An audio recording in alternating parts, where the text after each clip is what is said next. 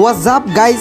Palubog na nga pala yung araw ngayon, kaya palubog na naman yung bulsa natin for today's video. Kasi nga gumawa nga pala ako ng malalaking ihaw-ihaw kasi darating na naman yung tropa natin.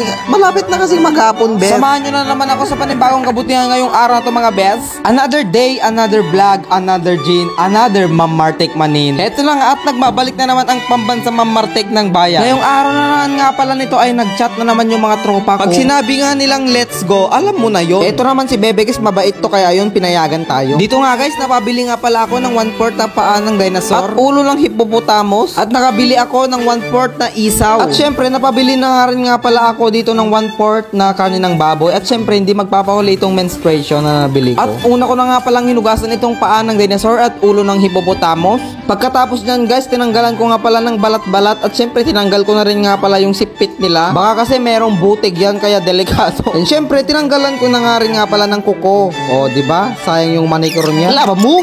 Labang ko. Syempre, sure nating malinis to kaya ayon, hinugasan ko na naman ito for today's video. At ito nga palang binili kong isaw ay nalinisan na. Napakuluan na nga pala ito ng tubig kaya ayon, hinugasan ko na lang. At hinugasan ko na nga rin nga pala itong menstruation na to. And syempre, maglagay na tayo ng bawang, ayan, tapos luya, pamienta para naman hindi siya malansa, no? Tanggalin natin yung langsa niya. Ayan, linagyan ko na rin nga pala ito ng asin and syempre tubig at kaunting suka. Sindi mo. And this is it, pinakuluan ko nga pala yung isaw at saka yung menstruation natin. Dito nga guys ay gumagawa kami dito ng pasadya namin pang tudok-tudok. Tapos nagpakita si Harry Potter. Sa eklabos, labos-labos. At nung napakuluan na nga pala namin yung mga pinakuluan nila, ano daw. At ito na nga pala guys, tinudok-tudok ko na nga pala ito. Grabe, sobrang haba ng stick namin tapos sobrang taba. Uy, parang ganun yung akin ha.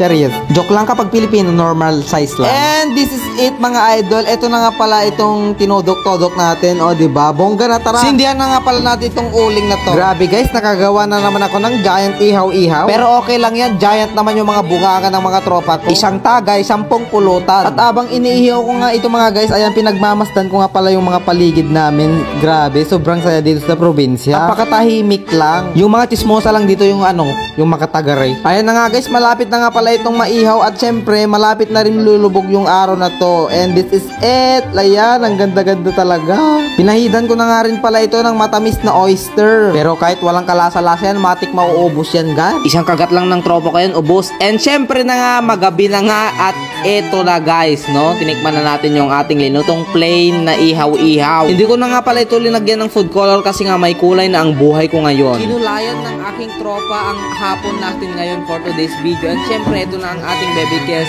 Ayaw niya ng ganyan. Kaya ayun, iba yung gusto niya, yung kiss. O, yung kiss ko, hindi. Yung kiss ng sangyupsal, yung gusto niya. Kaya hindi niya pinakailaman niya. Laban mo?